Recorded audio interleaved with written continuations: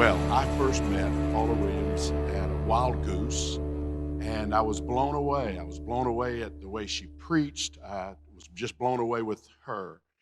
And then I picked her up at the airport last night, and Jane and I just laughed and had the best time with Paula till about 12:30 in the morning. And I'm so excited that she's speaking today. She's a wonderful preacher. She speaks on gender equity all over the world. She has over 9 million views on her TED Talks, which is a little more than I've ever had on the Village page by about 9 million. It's amazing. And she's going to be preaching this morning. Would you give a warm Village welcome to Paula Stone Williams? Thank you. So we were on vacation in Canada. I was looking forward to going fishing with my 3 brothers-in-law, and John and I were the first to get in our boat, and we started rowing up the St. Lawrence River. We weren't making a lot of progress, though. The wind was against us. On the other hand, we were definitely making more progress than my other 2 brothers-in-law in their boat. David was rowing just as hard as he possibly could row, but it looked to me like he wasn't going anywhere at all. Fact of the matter was, David was not going anywhere at all. He was still tied to the dock, rowing for all he's worth, trying to pull all of Canada behind him. What made it even better, he was a university president, and you're just seeing this, university president we laughed so hard, just about turned our boat over. Funny things happen in boats. It's always been intriguing to me that some of the most important lessons ever learned in Scripture were lessons learned when people were riding in boats. And yes, that's right, you guessed it. This morning we're going to talk about some of those stories because important lessons are learned in boats. Our first boat story comes from the 4th chapter of the Gospel of Mark. Jesus had just completed 8 mini parables. He was ready to head back across the Sea of Galilee. He got in the back of the boat. The disciples got in the front of the boat. They headed across the Sea of Galilee, and Jesus is sound asleep, and a terrible storm kicked up just like that, which, as I understand it, is not all that unusual in the Sea of Galilee, only this storm was worse than usual. The waves are crashing against the bow of the boat. The wind is whistling through the boat, and the disciples thought, well, this is it. We're going to die right here in the middle of the Sea of Galilee. And they look at the back of the boat, and there is Jesus, sound asleep.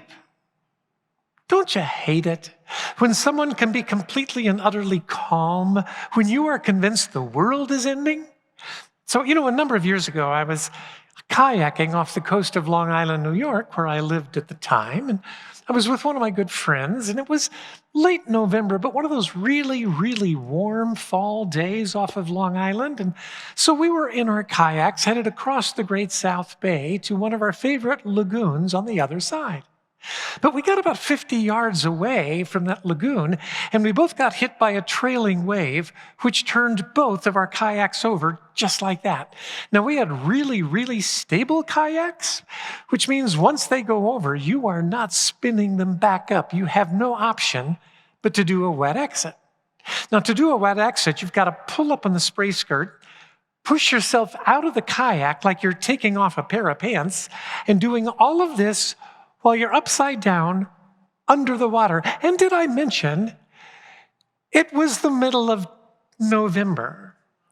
And we hadn't worn our wetsuits because, it was a warm day, but that water was so cold. I finally get back to the surface. I am sure we're going to die right in the middle of the Great South Bay. I am flapping my arms. I'm desperate, trying to swim back to shore. And my friend said, Paula, stand up. Yeah, sure enough. Water was about 4 feet deep. Just kind of pulled the boat back to the shore. That's what's going on here. The disciples are feeling terrified. Jesus is sound asleep in the back of the boat. They wake him up, not because they think he can do anything, but because they're desperate for any kind of help at this point. And Jesus says, "Oh, you of little faith." And then he speaks to the storm, just 3 words. He says to the storm, "Quiet, be still." Now, I can say that to all 3 of my granddaughters, all 5 of my granddaughters. Nothing ever happens. Jesus says it one time to the storm, and the storm just stopped, just like that. Now, if initially the disciples are terrified of the storm, now they just discovered a second reason to be terrified. Now they're terrified of this man, Jesus. Who is this man that with a few simple words, he can calm a raging storm? I know how they felt about Jesus. They were drawn to him and yet frightened of him all at the same time. Did you ever watch little kids at Christmas time? They can't wait to go see Santa Claus until it's actually time to go see Santa Claus. Then they see this large figure with a long white beard, and hey, he knows when you're sleeping. He knows when you've been awake. He knows if you've been bad or good. No wonder they cry their eyes out when they have to sit in the old man's lap, right? They're drawn to him, frightened of him, all at the same time. C.S. Lewis understood these kinds of things. In his Chronicles of Narnia series of books, Aslan the lion is the hero of the books, and the children are taken by Aslan because he's their savior. At the same time, they're kind of frightened of him because, hey, he's a lion. And if he wanted to, he could tear them limb from limb. And Lewis was fond of saying throughout all 7 books that Aslan was not a safe lion, you know. He was good, but not safe. And so now the disciples were discovering that Jesus was not a safe Lord, and they really were in the midst of a dilemma. I mean, first of all, they're terrified of dying in the middle of the storm. It's a basic fear of all of us. We're afraid of losing ourselves before we ever even really find ourselves. And that made them terrified of life and terrified of this Jesus they didn't understand. And here they are, absolutely frozen in fear. And I think really for all of us, this is where life begins. Up until this time, you could call it once before a time. From this point on, we could call it once upon a time. The point at which we come to realize life is difficult. Life is hard. Life is problematic. Life, ultimately, is terrifying. What do you do in the face of the terror? Well, we don't know yet. We have to go to another boat story to find the answer to that question because it's true. Important lessons are learned in boats. Our second boat story comes from the 14th chapter of the Gospel of Matthew. Jesus had just fed 5,000 people from a few loaves and fishes. He went up into the mountains alone, told the 12 to go back down and cross the Sea of Galilee. And the 12, as they're going back to the seaside, think, we don't get it. The time was so right for him to proclaim himself the new king of Israel. But they obey him. They get back to the seaside. They look at the boat. They look at the water. They look at the boat. Deja vu sets in. But they follow his instruction, head out of the water, and sure enough, again, a terrible storm kicks up. Only this time, there's no Jesus sound asleep in the back of the boat. They look out on the water, and a ghost is walking toward them. The ghost speaks. He says, "Take courage, it is I." Interesting word, courage. I always thought to be courageous meant to step forward without any fear whatsoever. Finally, it occurred to me that's not courage. That is stupidity. Now, courage is stepping forward even though you are absolutely filled with fear. And Peter, rather courageously, thought he'd heard that ghost before. And he said, "Lord, if that's you, tell me to walk to you on the water." So Jesus said, okay, walk to me on the water. And so Peter got out of the boat and he walked on the water. You ever done that? I've never done that. I don't know anybody who's ever done that. Well, no, actually, I take that back. When I was a kid, I grew up in northern Ohio, and we had this church camp called Round Lake Christian Assembly. They called it that because it was a big round lake. And so one night we're doing a Bible reenactment of this story. And they had a floating dock in the swimming area. And so they filled the ballast of that floating dock with just enough water that the dock sunk down to water level. And so Jesus is walking on the water. It really looked like Jesus was walking in the water. It was so cool. But unfortunately, Jesus couldn't tell where the edge of the dock was. And he fell into the water. And it turned out Jesus didn't swim all that well, so the disciples had to save him. The whole thing just was ruined. I've never gotten out of the boat and walked in the water, but Peter did. He got out of the boat. He walked on the water. I know he took his eyes off Jesus, fell into the water, cried, Lord, save me. Yeah, I don't care about that. The important point is that he had the courage to get out of the boat and walk on the water in the first place. If the first stage of life is to find out life's terrifying, then Peter just showed us what the second stage of life is. It's learning to take a courageous step forward in the face of your fear. I knew from the time I was 3 or 4 years of age, I was transgender. In my naivete and my white male entitlement, I thought I got to choose. I thought a gender fairy would arrive and say, okay, what's it going to be? And of course, I would choose what I knew myself to be, a girl, but alas, no gender fairy arrived, so I just lived my life. I didn't hate being a boy, I just knew I wasn't one. Went to college, got married, had kids, built a career, but the call toward authenticity has all the subtlety of a smoke alarm. And eventually decisions have to be made. And so I came out as transgender and promptly lost every single one of my jobs. I'd never had a bad review. I lost every single job. I lost my pension, worth about $1 million. I'd given $500,000 to the organization I worked with. They didn't want to give that money back. It had been a loan to them. They did not want to give it back to me. I had to threaten a lawsuit to get that back. You know, in all 50 states of the United States, you cannot be fired for being transgender, but in all 50, you can be fired if you're transgender and you work for a religious corporation. Good to know. It's not easy being a transgender woman. People often ask me, do you feel 100% like a woman? And I say, well, first of all, if you've talked to one transgender person, you've talked to exactly one transgender person. I mean, I can't speak for anybody else. I feel 100% like a transgender woman. There are things a cisgender woman knows I will never know.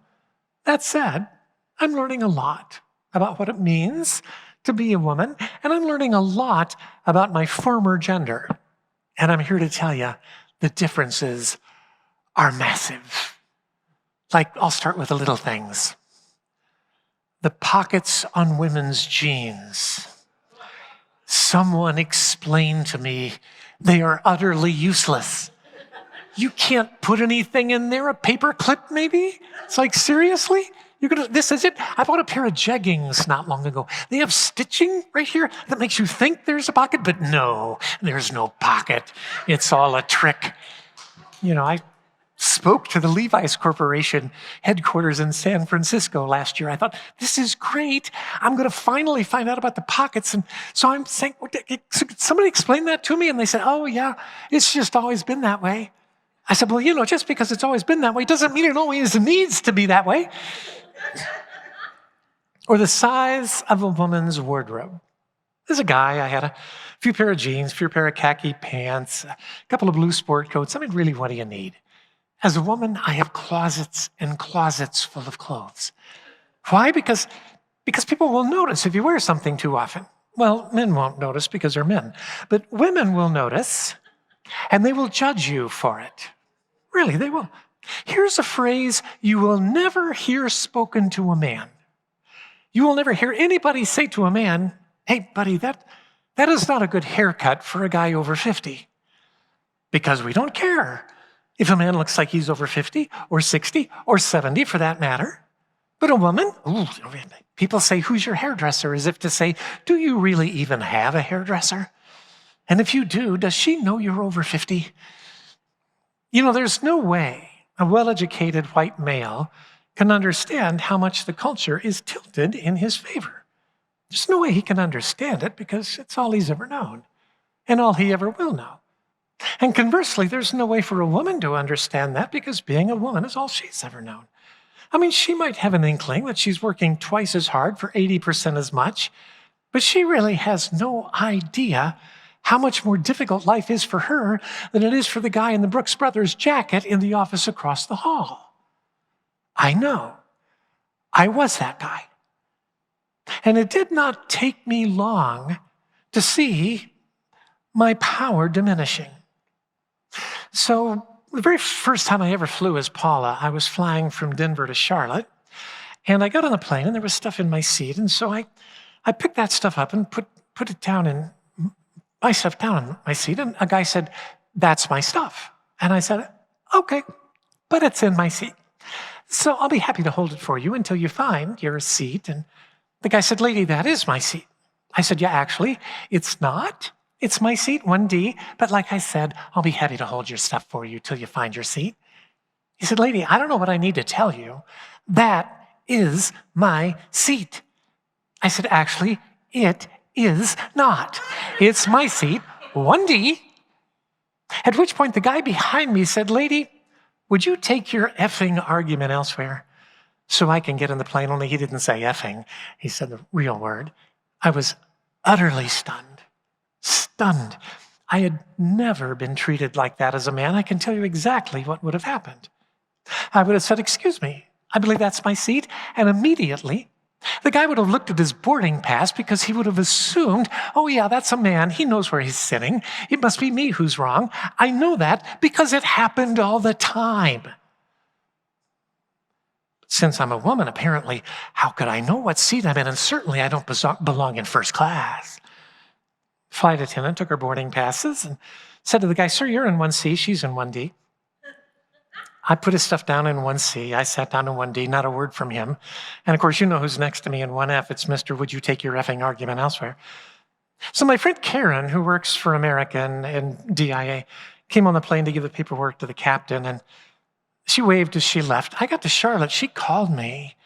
She said, "Paula, what happened? You were as white as a sheet." I told her, and she said, "Oh, yeah, welcome to the world of women." Now, the truth is, I will not live long enough to lose my white male privilege. I brought it with me when I transitioned, but I do see how much things have changed. So not long after transitioning, I was brought onto the board of a large nonprofit. The nonprofit has a large annual conference every year. We had a brand new CEO, and we were talking in a board meeting about whether or not to have her give a keynote for the conference. And I said, "Well, she's not really a seasoned speaker. It might be better if we just interview her, but if you want her to give a keynote, I'm happy to coach her." At which point, a powerful white male in the room said, "Well, if we're going to do that, why don't we hire a real coach?" Excuse me? I waited for somebody to speak up because I knew a bunch of people knew my background. Nobody speaks up. What I wanted to say was, I've done 3 TED Talks that have had over 9 million views. I'm a coach for TED. I'm a coach for the largest TEDx in North America. I've taught speech in 3 universities, 2 in the United States, 1 in Europe. Tell me, what part of that does not make me a real coach? But instead, of course, I didn't say anything because if I spoke up, I'd learn by then. Now I'm just that woman. There's one thing I wish I could go back and say to Paul, just one thing.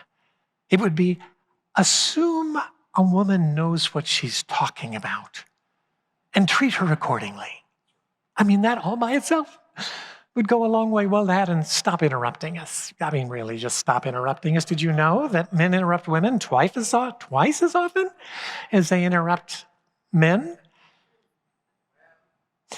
It's not easy being a transgender woman, and particularly right now in today's world. This year, 556 laws were introduced in 41 state legislatures to take away the civil rights of transgender people. 78 of them have been signed into law. Who's driving these laws? You say, well, it's Republican legislatures. And it is Republican legislatures, but it's actually not Republicans per se. Because 61% of Republicans believe transgender people should have the same civil rights as everyone else. Who's driving these laws? Unfortunately, it's conservative fundamentalist Christians. 87% of whom believe gender is immutably determined at birth. 67% of whom believe that we already give too many civil rights to transgender people, and yet only 31% of whom actually know someone who is out as a transgender person. We need allies who will speak on our behalf, but we need more than allies. When you're an ally, you're still in charge of what you're saying. We need apprentices who will listen to what we ask them to do, who will speak up on our defense and our behalf. We need people willing to be heroes, to courageously get out of the boat and walk in the water. Joseph Campbell talks about the hero's journey. The hero's journey is common to every language, every culture, every age, every ethnicity, every people group. It always has the same elements in it. An ordinary citizen is called onto an extraordinary journey onto the road of trials. And initially, they reject that call because, hey, it's the road of trials. Nobody willingly goes onto the road of trials. But now, you know you've been called. And that you've rejected the call, and you're miserable because you've rejected the call. And a spiritual guide comes into your life, a Yoda, if you will, who gives you the courage to answer the call onto the road of trials. And so you answer the call onto the hero's journey, and you find yourself, sure enough, on the road of trials. And it's a road of trials. And then things get worse. You find yourself in a deep, dark cave. What Dante was talking about at the beginning of the Divine Comedy was when he said, "In the middle of the road of my life, I awoke in a dark wood where the true way was wholly lost." Shakespeare's Macbeth, life is but a tale told by an idiot, full of sound and fury, signifying nothing. John of the Cross's dark night of the soul, you are completely and utterly and profoundly lost, and this is when you discover that it's okay. It's all right to be lost because, well, lost is a place too. That's right. Lost is a place too. And sometimes you got to spend some time in the place called lost because there's a wisdom to be gained in the place called lost you cannot gain any other place. A certain wisdom that comes from experiencing the dark night of the soul. And sometimes you'll have to spend a day there, or a week, or a month, or a year. I'm just kind of coming out of another time in the place called lost. It is never fun. It is inevitable for those who are willing to go on the hero's journey. And so once you've discovered lost is a place too, and you've spent the time you need to spend there, finally you see the light at the end of the tunnel, and this time it's not an oncoming train. And so you get back out on the ordinary road of trials, which now feels like nothing, given what you've gone through. And you finally get to the Holy Grail, to the pearl of great price. Only you realize when you get there, that's not really ever been where you were going in the first place. Because now you have a responsibility to take the Holy Grail, bring it back, and give it as an offering to those from whom you have departed. Only then are you free to move on. Now, everyone has been called onto the hero's journey. The question isn't whether you've been called or not. The question is whether or not you will answer the call. And you will always be called to a realm of your giftedness. Now, all of us have three different levels of abilities. First, you have what I will arbitrarily call an ability. An ability is something you're good at, but that you don't really like. Like, I run the books for my own company. I'm good at it. I don't like it. That's an ability. You will not be called to the realm of your ability. You will be called to the realm of your gifts. A gift is something you're good at that you enjoy so much you lose track of time when you're doing it. Or you will be called in the realm of your pinnacle gift. A pinnacle gift is what people most affirm about you. Not your parents, not your mom, but what most people you work with, that you spend time with, affirm about you. Where people say, oh yeah, that's your sweet spot. Yeah, that's your pinnacle gift. You will always be called to the realm of your gift or your pinnacle gift, but it will not be to the obvious spot. If you think to yourself, yes, this is what I've been waiting for. Oh, this is what I want to do. This is my calling. This is my calling. Yeah, that's not your call. That's somebody else's call. Because your call will never be a call to a moment of, oh, joy of joys. Your call will always be a moment of, oh, really? You want me to do that? Because your call will always be terrifying. It will always call you to a place you don't think you have the tools to go. Do you know why? Because you actually don't have the tools to go. You will gain those tools once you answer the call. You'll never gain the tools if you don't answer the call. All of us are called. The question is, will you answer the call? My favorite poet is Mary Oliver. My favorite poem of hers is The Journey. It goes like this. One day you knew what you had to do and began, though the voices around you kept shouting their bad advice. One day you knew what you had to do and began, though the voices around you kept shouting their bad advice, so the whole house began to tremble, and you felt the old tug at your ankles. Mend my life, each voice cried, mend my life. But you didn't stop.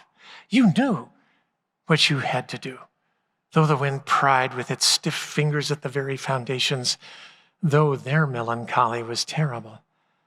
But it was already late enough, and a wild night, and the road full of fallen branches and stones.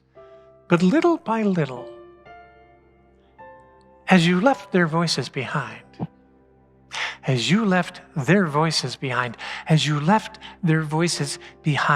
stars began to burn through the sheets of clouds, and there was a new voice, which you slowly recognized as your own, that kept you company as you strode deeper and deeper into the world, determined to do the only thing you could do, determined to save the only life you could save. It's time to get out of the boat, answer the call, and walk in the water. Will you pray with me?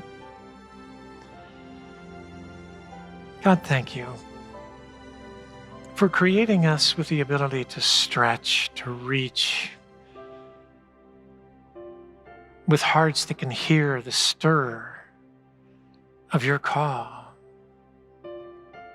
Give us the courage to answer the call, to get out of the boat, to walk on the water, to make a difference in the world.